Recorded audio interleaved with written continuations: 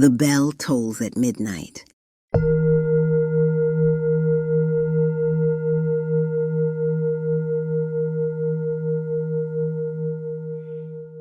Greetings. I'd like to welcome all of my midnight marauders.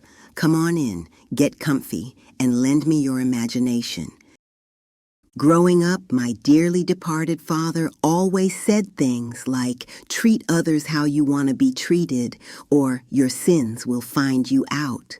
Oh, and my favorite was, you reap what you sow. Well, for one little boy, your character is your very existence. I call this midnight tale the bad men's playground. A warm breeze blew across 11-year-old Clyde Sterling's inscrutable face as he sat on the stairs of the Nobel Street apartment complex. He sat there with his hands clasped, high above the back alleyway where he watched the older boys shoot hoops and gamble near an old dumpster, where it's common to find cigarette butts and remnants of other paraphernalia scattered on the ground. Clyde Sterling was always a meek boy with a solemn-looking round face whose reticence veiled an intelligent mind. Clyde was also a good athlete.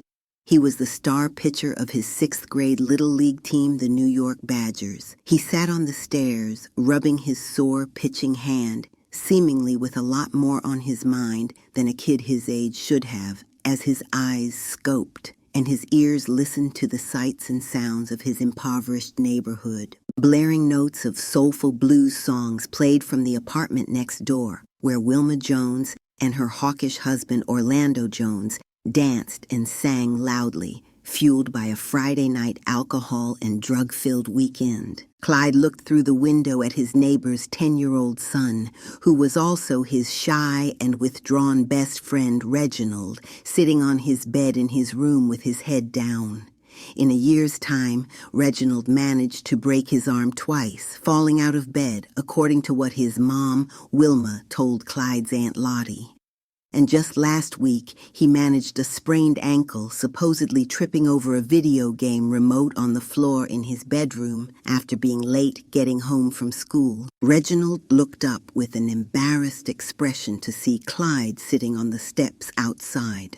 Clyde smiled and waved to Reginald. Reginald waved back, then hurried to his window and closed the blinds, leaving Clyde feeling confused. Clyde's mom, Berjeet, yelled from the window for Clyde to come with her to the grocery store to buy dinner.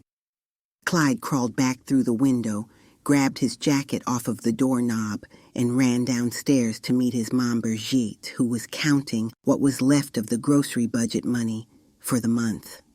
As Berjeet and Clyde walked to Amir's groceries on the corner of Loft Street near the subway, she angrily voiced her opinion about how this establishment's outrageous price gouging made it difficult to barely afford more than a loaf of bread and some eggs. As Berjeet entered the store, Amir, a portly, hairy, balding, short, loud mouth with a bad attitude and horrible customer service, was sitting behind plexiglass eating a sandwich with a nasty smirk on his face. Berjeet and Clyde headed to the bread aisle. Berjeet's eyes widened to see the price was $3 more than it was last week. "Ugh, we're barely going to have enough to get milk for the cereal," said a frustrated Berjeet. "Mom, it's okay. I don't need cereal this week," responded an understanding Clyde. Berjeet proudly smiled at her caring and mature son and said, "Don't worry, we're getting the milk, sweetheart." They took their 8 items to the counter where Amir, doing his best to ignore them, rang them up. The groceries totaled over $100. Amir took Berjeet's money without saying a word to her. Frustrated, Berjeet berated Amir, saying, "You know that these prices are outrageous. Never mind if people in this neighborhood can barely afford to feed their families, right?" Amir sucked his teeth and responded, "If you can't afford it, then go somewhere else." Berjeet fired back, "I wish just once you could see what it feels like to go without food. Judging by your girth, that might be a good thing for you." Clyde frowned at Amir and said, "You're a bad man." To which Amir shrugged his shoulders. Berjeet grabbed her groceries, took Clyde by the hand, and exited the store. Later that night, Amir closed up the grocery store, but not before grabbing a large steak to make a fantastic dinner for himself at home. The aroma in Amir's kitchen was absolutely heavenly as he prepared the most delicious steak. Amir smiled as he buttered some bread and poured himself a glass of wine. He sat on his couch, turned his television to the Food Network, and eagerly anticipated the first bite of his juicy steak. He cut a piece of steak, inhaled the aroma, and savored it before putting the first bit in his mouth. He smiled as he chewed, but a puzzled expression quickly formed on his face.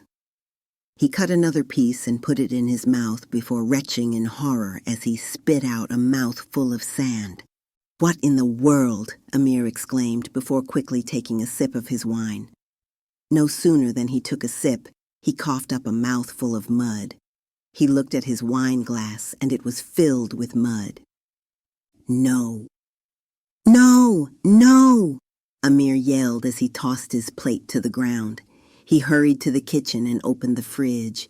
He saw a leftover plate of pasta and grabbed it. He ripped the plastic wrap off of it, grabbed a handful and shoveled it into his mouth. He frowned before once again spitting out a mouthful of sand. "No, it can't be," cried Amir. He became a madman, tearing through his kitchen for something to eat that wouldn't turn to sand. But to no avail.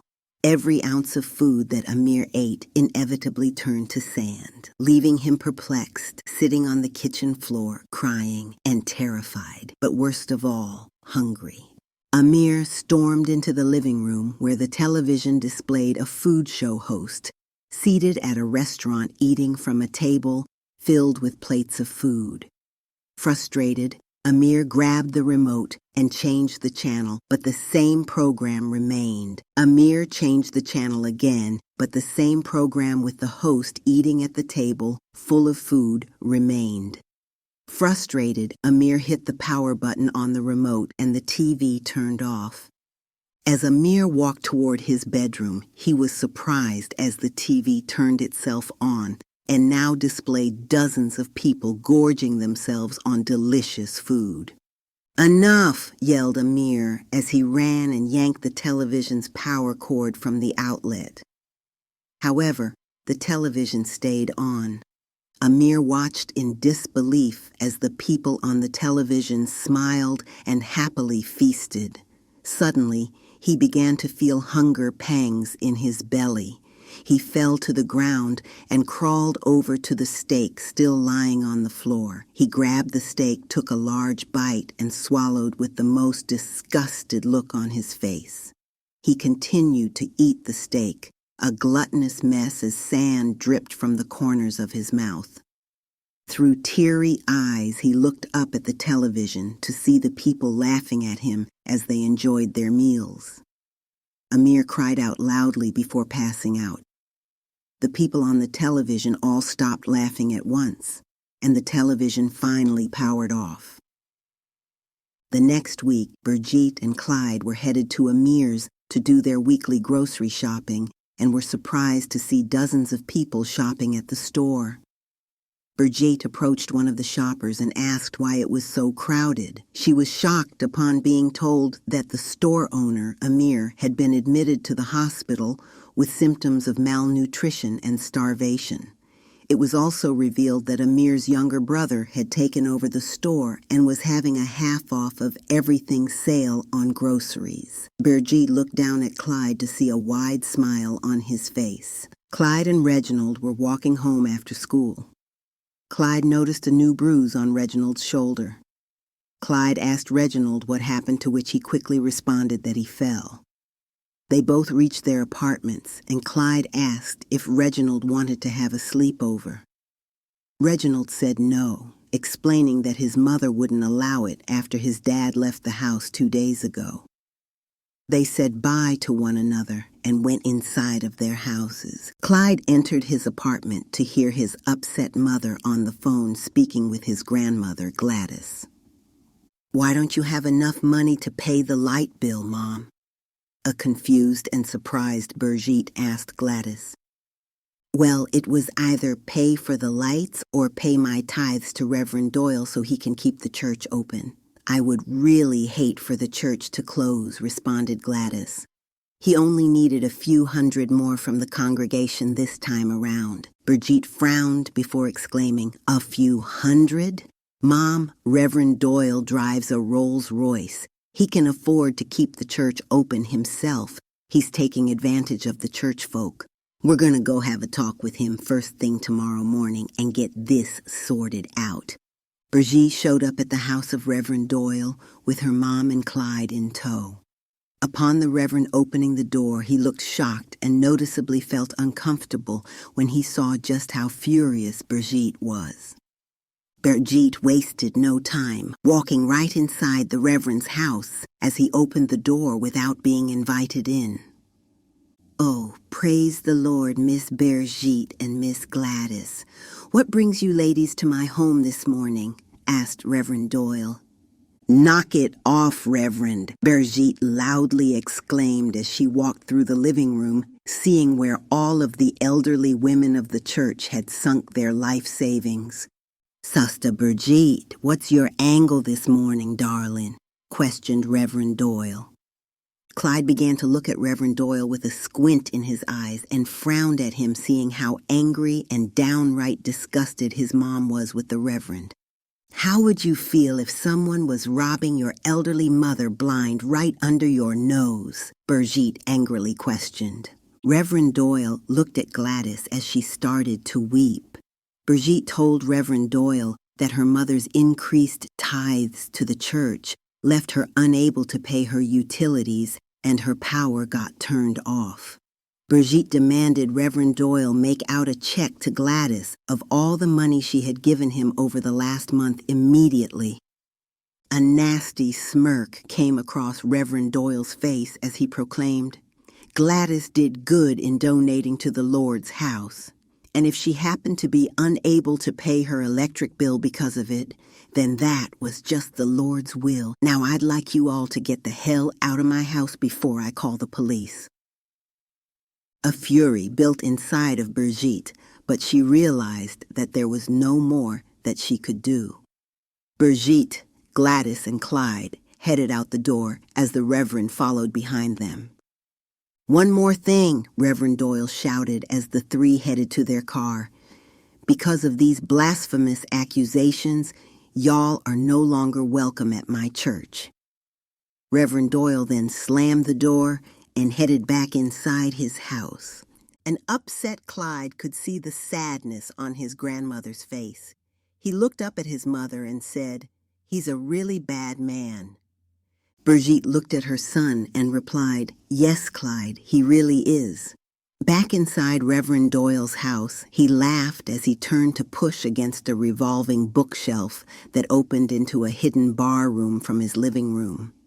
He walked toward the bar counter, where there were a multitude of bottles of alcohol. He grabbed a bottle of whiskey and poured a shot into a glass. He crossed himself before taking a sip and saying, "Dear Lord, sometimes the devil makes a better witness." Suddenly, everything went black. A hellish voice echoed throughout the room, exclaiming, "Ain't that the truth?" "Who's there?" yelled a frightened Reverend Doyle. Suddenly, the room lit up and a red tint covered everything.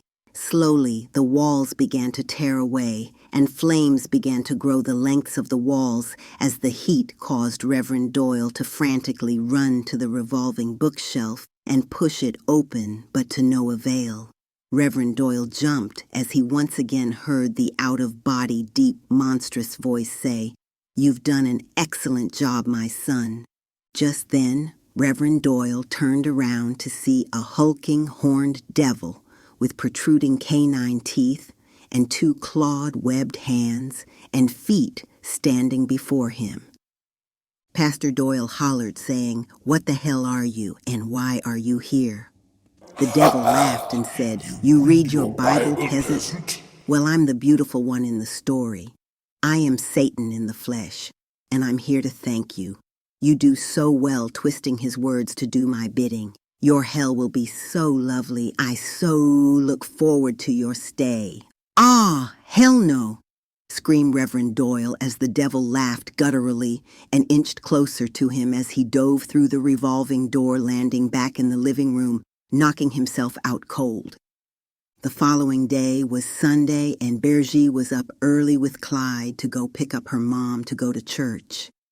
Sadly, they planned on apologizing to Reverend Doyle and asking for forgiveness so they can be welcomed back into the church that they attended for the past 20 years. Shockingly, Pastor Doyle was outside in front of the church distributing large bags of food with several folds of cash to each member. Berjeet and her mother Gladys were stunned as the Reverend made sure to not only give Gladys her money back, but extra for any inconvenience he may have caused. Berjeet shook the pastor's hand and curiously asked, "Pastor Doyle, why the change of heart? I mean, just yesterday you seemed so matter-of-fact." Pastor Doyle looked wide-eyed and terrified as he whispered, "Susta, Berjeet, just between you and me, I gotta keep the devil off me." Gotta keep the devil off. Berjeet paid her mother's light bill, dropped her mother off at home, and made sure she was well fed and settled in for the night. She and Clyde drove back to their apartment to make supper and call it a night. The following week, Clyde and Berjeet were coming home from the newly reopened grocery store with a big haul of groceries when they were surprised to see the ambulance outside of their neighbor Wilma's apartment. Sensing the worst, Berjeet jumped out of the car and hurried toward the ambulance truck to see an unconscious Wilma carried out on a stretcher. "Oh my goodness, Wilma," yelled a distraught Berjeet as the EMTs loaded Wilma into the truck and drove off. Berjeet spotted her sister Lottie and asked her what happened. Lottie told Berjeet that Wilma had overdosed on drugs, and unfortunately, her son Reginald was the one that found her and called 911. Berjeet couldn't believe it, as just the week prior Wilma was celebrating being 3 months clean. Berjeet and Clyde put the groceries away, then went to check on Wilma at Mercy Hospital and stayed with her the entire day. When Wilma finally came to, she confessed to Berjeet how Lorenzo Sharp, a former childhood friend of theirs and notorious drug dealer in their neighborhood, had sought her out. Aware of her past drug addiction, he offered to sell her drugs. She shot him down at first, but with growing depression and frustrations in her current life, she caved in a moment of weakness and bought the drugs from him. A week went by, and Berjeet offered to allow Reginald to stay with her while Wilma recovered. Looking much happier and upbeat, Reginald walked home with Clyde. Unfortunately, their happy walk home would be interrupted as they were approached by Lorenzo, dressed in an expensive Gucci suit and draped in flashy jewelry. "Yo, what's up?" Lorenzo said. "Hey, Lorenzo," Reginald responded pensively. "Hey, y'all see how fly I'm dressed? You see this ice?" exclaimed Lorenzo. "Y'all ain't always gotta live like the people under the stairs. Look at that ride."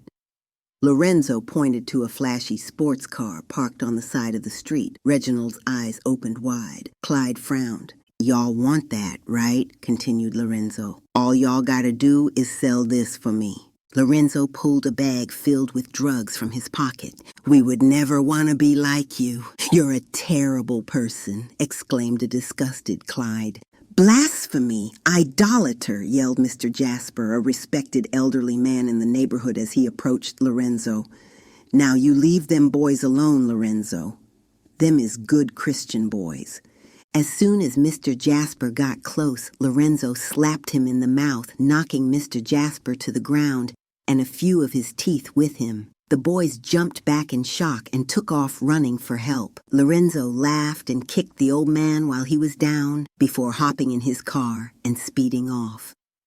Clyde and Reginald swiftly told Berjeet about what happened, and she called the police.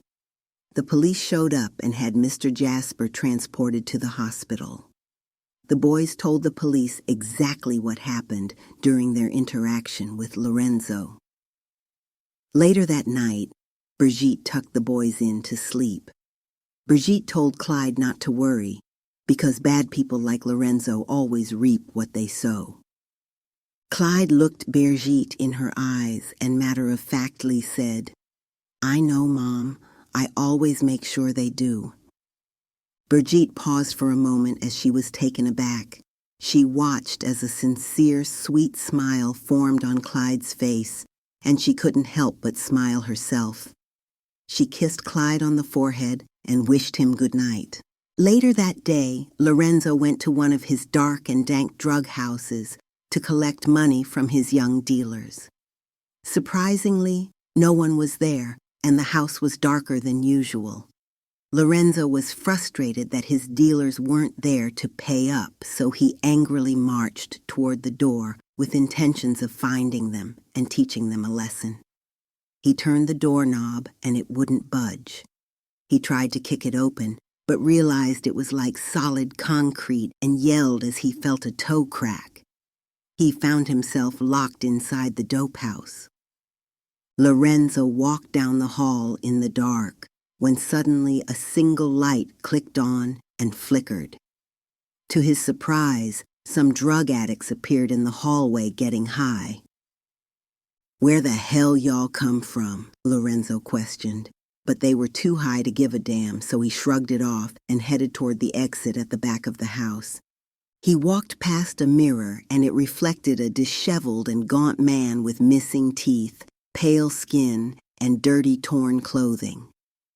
He doubled back upon seeing the reflection and quickly turned around to see if the man was standing behind him, but no one was there. He turned back to the mirror to see the same man still reflected.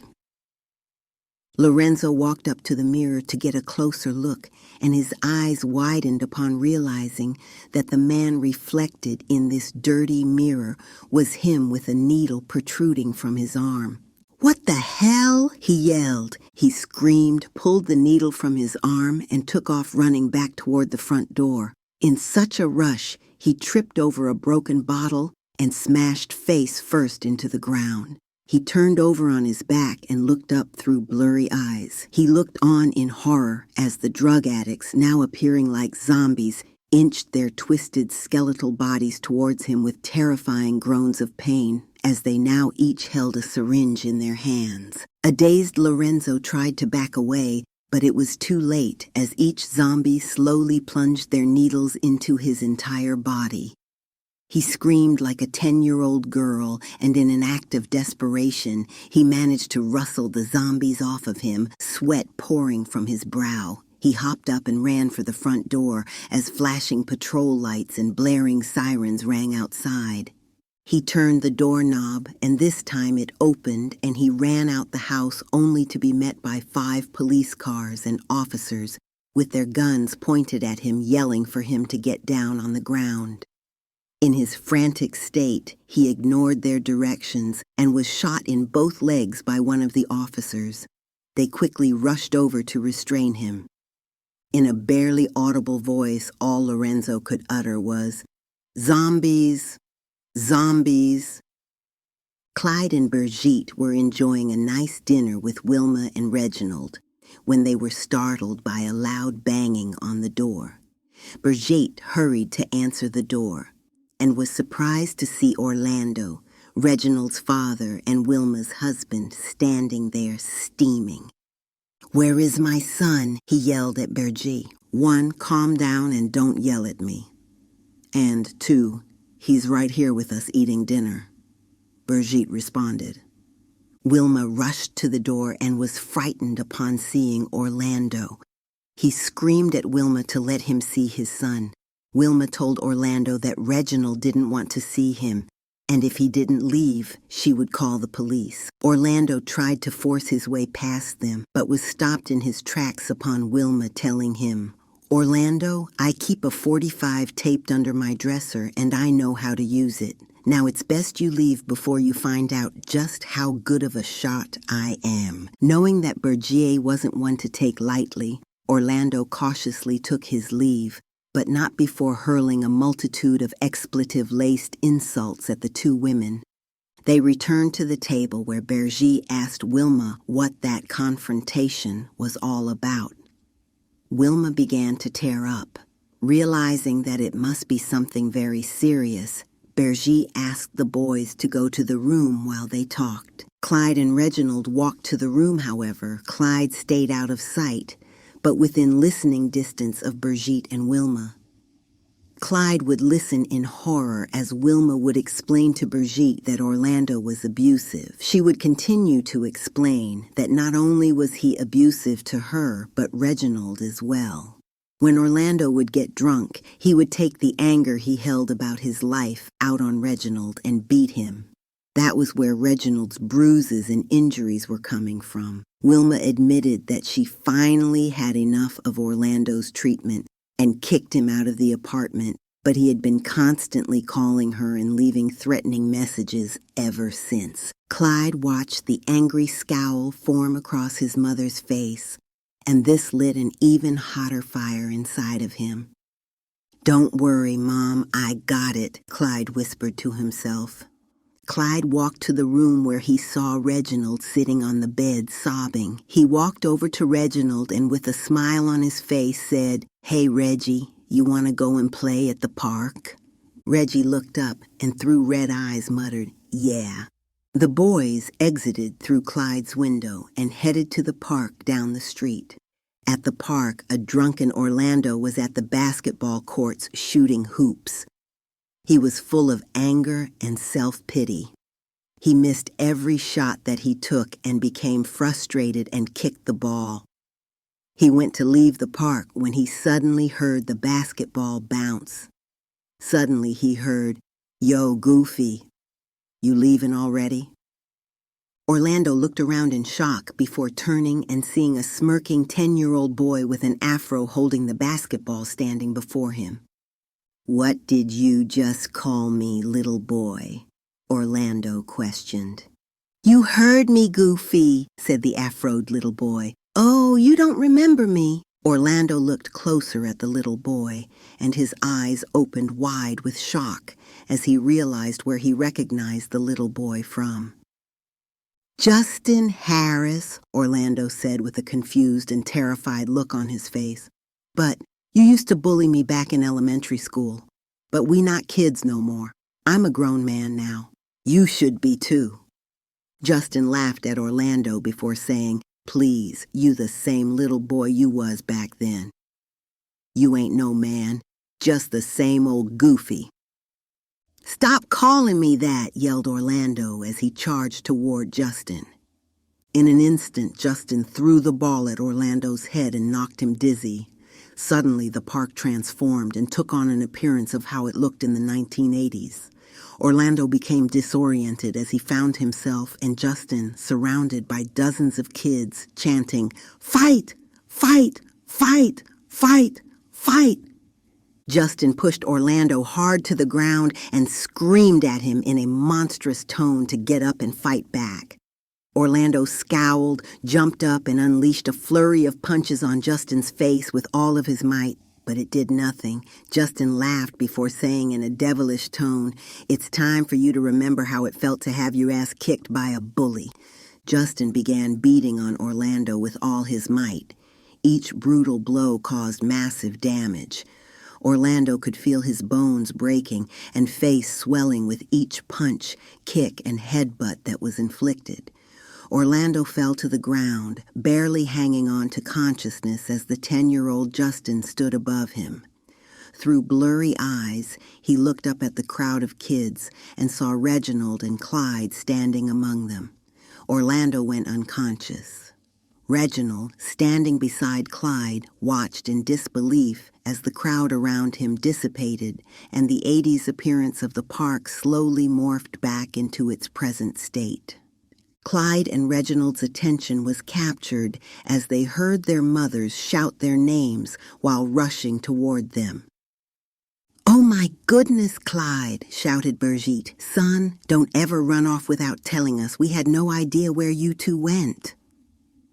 Wilma shouted upon seeing Orlando beaten, bloody, and unconscious on the ground. "Orlando, boys, what happened?" a shaken Wilma asked. Clyde slowly turned, looked his mother in the eyes, and in a calm tone said, "He was a bad man, Mommy. I had to make sure he reaped what he sowed.